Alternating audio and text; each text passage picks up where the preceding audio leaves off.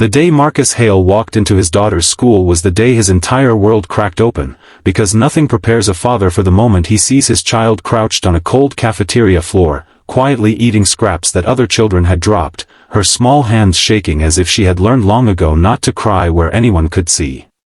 Marcus was a man built from scars and steel, a longtime biker whose face told stories of highways, losses, and wars no one ever wrote about, yet in that instant every mile he had ever ridden meant nothing compared to the few steps it took to reach that doorway, where he froze, breath trapped in his chest, watching 8-year-old Lily trying to make herself invisible just to survive another school day.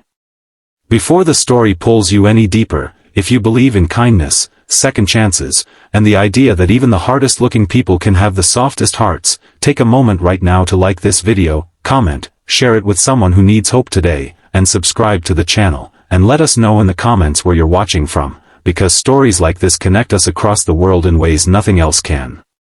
Marcus had raised Lily alone since the night her mother passed away, a night that left him broken in ways even the open road couldn't fix, and every morning he braided her hair with hands more used to handlebars than ribbons, promising her that things would get better, even when he wasn't sure he believed it himself.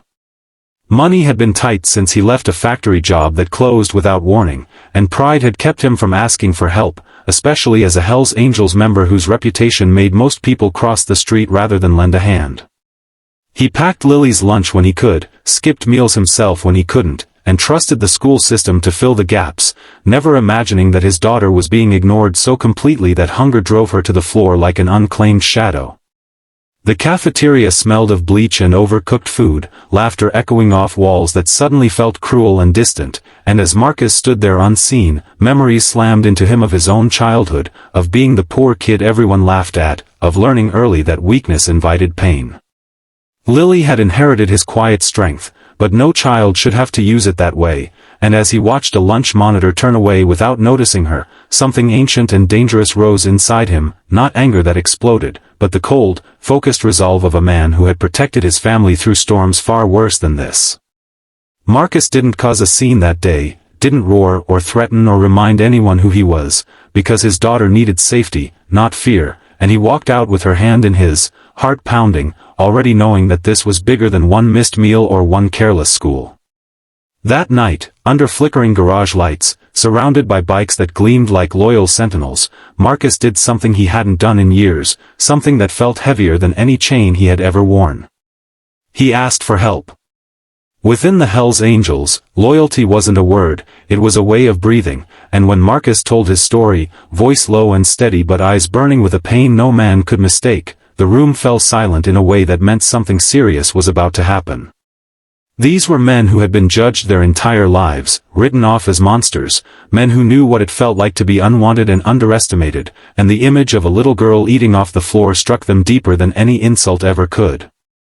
What happened next wasn't loud or violent, but it was powerful in a way that reshaped lives. Over the next few days, 200 Hells Angels quietly mobilized, not with threats, but with purpose, raising money without asking for praise, buying groceries, school supplies, and winter clothes, not just for Lily, but for dozens of children in her school who had been suffering in silence. They worked with lawyers who volunteered their time to investigate the school's lunch program, uncovering neglect and mismanagement that had gone unchecked because the victims were too small to speak up. The morning they rode to the school, engines rumbling like distant thunder, parents watched from sidewalks unsure whether to be afraid or curious, and teachers braced themselves for confrontation that never came. Instead, the bikers parked their machines in perfect lines, removed their helmets, and walked in carrying boxes of food, coats, and backpacks, their tattoos and leather jackets contrasting sharply with the softness of what they brought. Lily stood beside her father, holding his hand tighter than ever, as she watched men she once thought were scary kneel to her level, smiling gently, making her feel seen. The story spread faster than anyone expected, not because of shock, but because of its humanity, and soon the school district was forced to act, restructuring meal programs, ensuring no child would ever be left hungry again, while donations poured in from people who had judged these bikers from afar without ever knowing their hearts.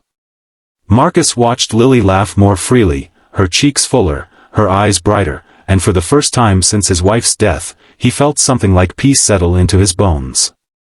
Yet the most powerful change wasn't what the bikers did for the school, but what the school and the community did in return, learning that help can come from the least expected places, that stereotypes can blind us to goodness, and that sometimes angels don't have wings, they have scars, engines, and hearts big enough to protect children they didn't even know yesterday. As this story begins to close, take a moment to comment below and tell us one word that describes how this story made you feel, because your voice matters more than you know. In the final weeks of the school year, Lily no longer looked at the floor when she walked, and Marcus no longer rode alone, because the road ahead felt shared now, lined with understanding instead of judgment. And if this story touched your heart even a little, please like, comment, and share this video so more people can be reminded that kindness can come from anywhere, and that even in the darkest moments, there are people willing to stand up, ride together, and make sure no child ever feels invisible again.